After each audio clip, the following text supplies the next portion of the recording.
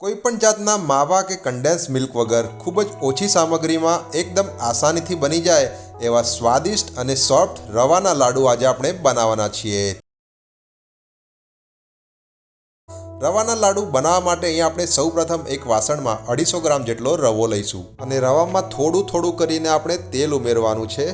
અહીં ટોટલ આપણે 4 થી 5 ચમચી જેટલું તેલ થોડું કરીને ઉમેરીશું અને આ રીતે હાથથી મસરીને સારી રીતે રવામાં મિક્સ કરી લઈશું। આ લાડવાને પણ આપણે અગાઉ જે ઘઉંના અને ગોળના લાડવા બનાવ્યા છે એ જ રીતે બનાવવાના છીએ।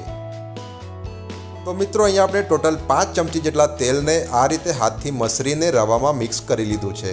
તો હવે એમાં થોડું કરીને ગરમ પાણી એડ કરતા જઈશું અને તેના મુઠિયા બનાવવા માટે એનો લોટ બાંધી લઈશું।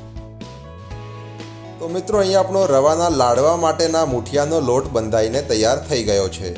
તો હવે તેમાંથી થોડો લોટ લઈને આ રીતે હાથથી દબાવીને એના મુઠિયા તૈયાર કરી લઈશું।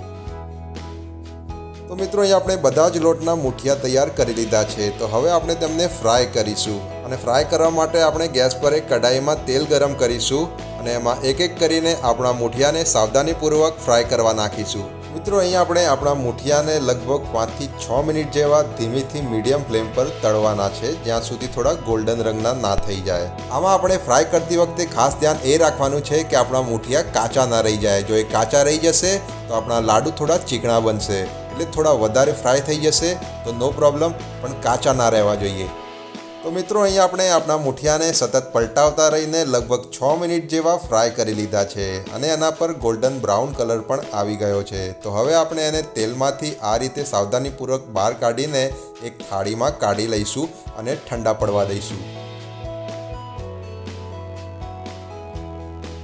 તો મિત્રો આપણા મુઠિયા ઠંડા પડી ગયા છે, તો તેમને આ રીતે હાથથી તોડીને નાના ટુકડા કરી લઈશું। તો મિત્રો અહીંયા આપણે આપણા બધા જ મુઠિયાના નાના ટુકડા કરીને એમને એક મિક્સર જારમાં લઈ લીધા છે। તો હવે આપણે આ ટુકડાઓને મિક્સરમાં દળી લઈશું। તો મિત્રો અહીંયા આપણે આપણા બધા જ મુઠિયાને મિક્સરમાં સારી રીતે દળી લીધા છે।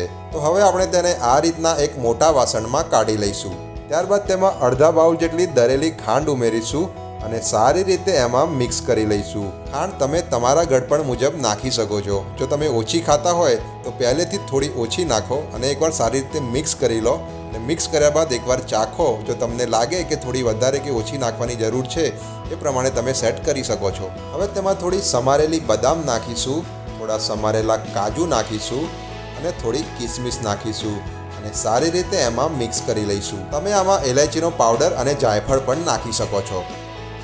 ડ્રાયફ્રૂટને સારી રીતે મિક્સ કરી લીધા બાદ તેમાં 3 થી 4 ચમચી જેટલું ઘી ઉમેરીશું અને ઘીને એમાં સારી રીતે મસળીને મિક્સ કરી લઈશું। તો મિત્રો આપણા ઘીને પણ આપણે આમાં સારી રીતે એકવાર મિક્સ કરી લીધું છે। તો હવે આપણે એના લાડવા બનાવવાની શરૂઆત કરીશું। એના માટે આપણે થોડી સામગ્રી હાથમાં લઈશું અને એને દબાવીને જે સાઈઝના લાડવા આપણે બનાવવા હોય એ સાઈઝના લાડવા બનાવી લઈશું। મિત્રો આ લાડવાને તમે પ્રસાદ તરીકે કે ગણેશ ચતુર્થી જેવા કોઈ પણ તહેવારમાં બનાવી શકો છો। રવાના લાડવા ખાવામાં એકદમ સ્વાદિષ્ટ હોય છે અને અમને એકવાર બનાવીને અઠવાડિયા સુધી ખાઈ શકાય છે। તો તમે પણ એકવાર આ રીતથી રવાના લાડવા જરૂર બનાવો।